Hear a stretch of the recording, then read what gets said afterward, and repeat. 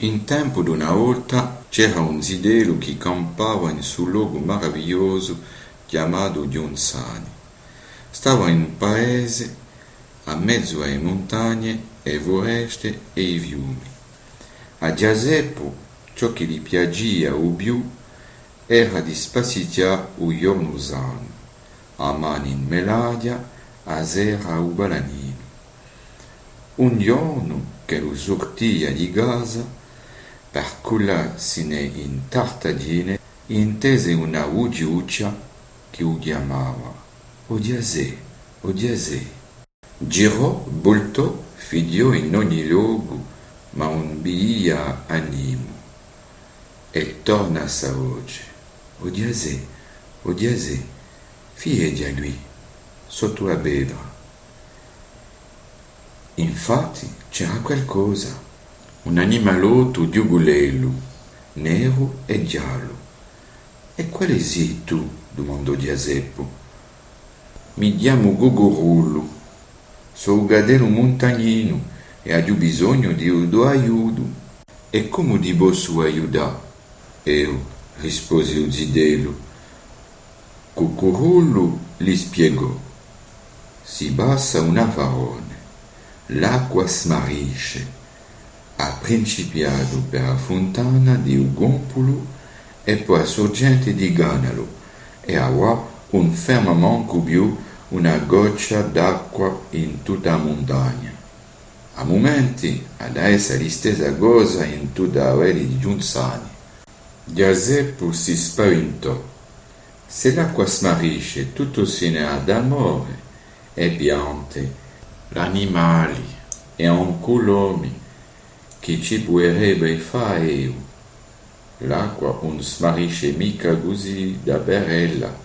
E o bessimo diato mamma un mago di un gabudondo che arridene.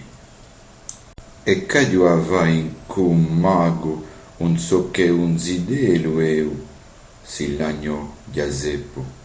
E o gadello montagnino di spiega torna.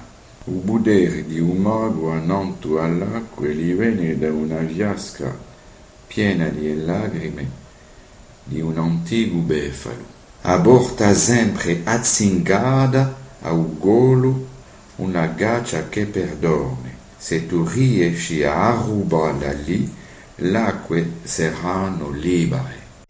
Giuseppe, impaurito ma bravo, pigliò un chiasso che va a sabarà di acciappa in cima di un gabudondo, in dove lo stava un mago.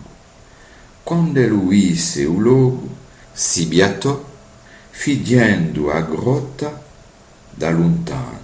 Via dietro mamma che passava e venia.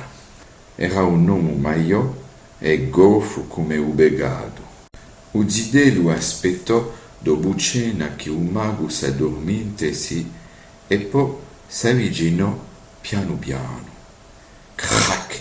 Non aveva mica visto su stecco secco in terra. Un mago aprì un occhio, si voltò e tornò a addormentarsi. S'era affrancata Giuseppe. Trafrancando un mago che sognava, Giuseppe entrò in della grotta. A un chiodo era azzincata la vasca di un mago, abbigliò, si girò e tornò a trafrancare un mago per andarsene. Ma stavolta si incappiò bene in un mantello di un cattivo uomo e dietro mamma si iscidò di colpo. Un mago provò a inguantare un zidello che scappava, ma Giuseppe era già lontano e il potere di un mago se n'era andato in quelle lacrime di un befalo. Giuseppe ritrovò il gadello montagnino per contargli se one nuove. Insieme riuccono a vasca in un fiume secco. L'acqua si messe a correre. Che meraviglia i sente in uso ganto.